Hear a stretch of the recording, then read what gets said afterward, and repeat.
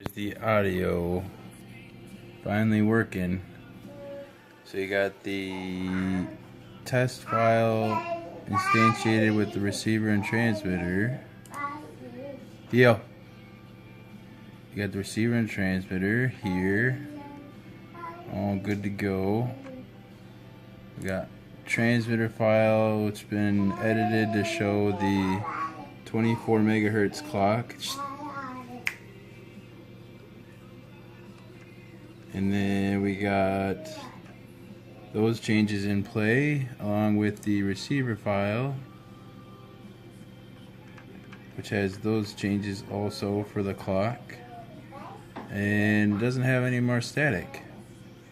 So as you can see, music's playing, audio file's going from my computer up to the Z board, into the Z board, out, and it's coming out the speaker. Sounds awesome.